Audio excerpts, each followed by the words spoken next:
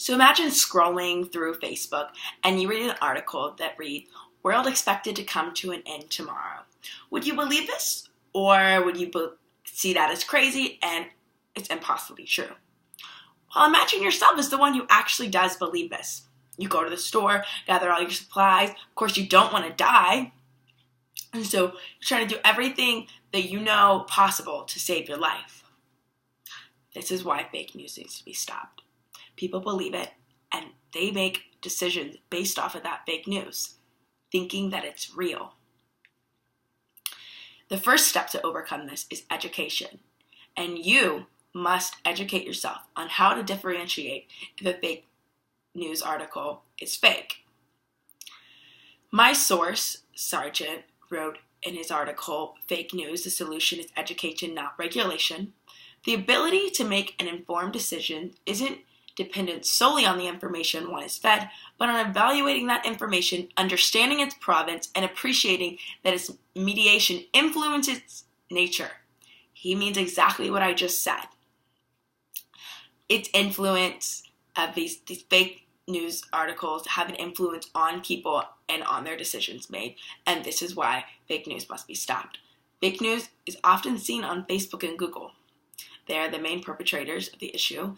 They are the main sites that people get these fake news articles off of, so they're the ones that must be stopped. It's not their fault necessarily. They're not the one making these fake news stories, but they're the ones allowing these fake news stories to spread around so fast.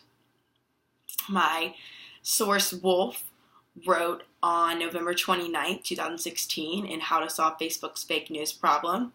Labeling problematic articles in this way would show Facebook users that there is some question over the veracity of an article, meaning that if people were to be able to flag news stories as true or false on Facebook, it would come up to other users that these issues that are being brought up in the news stories may not be true, so maybe you shouldn't believe them.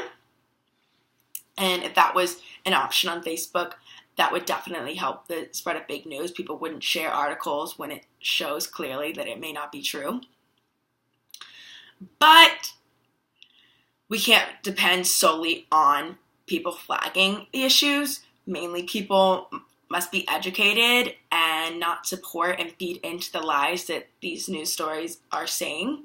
So that leads me to my next point, that my source, Wendling, wrote on January 30th, 2017 in Solutions That Can Stop Fake News from Spreading. But human language and news stories are complicated in ways that computers have difficulty dealing with, and any automatic method of fact-checking risks reflection of the bias of the programmers who created it. Meaning, you can flag the news story, but what if you just don't agree with it, so you're going to call it fake? That's the issue.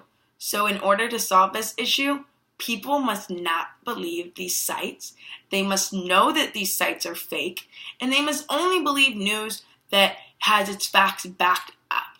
So when a news website seems that it shares a lot of crazy news stories, that's when you need to come in and be able to differentiate, because without education, there will not be a solution to this story. So thank you for watching my speech.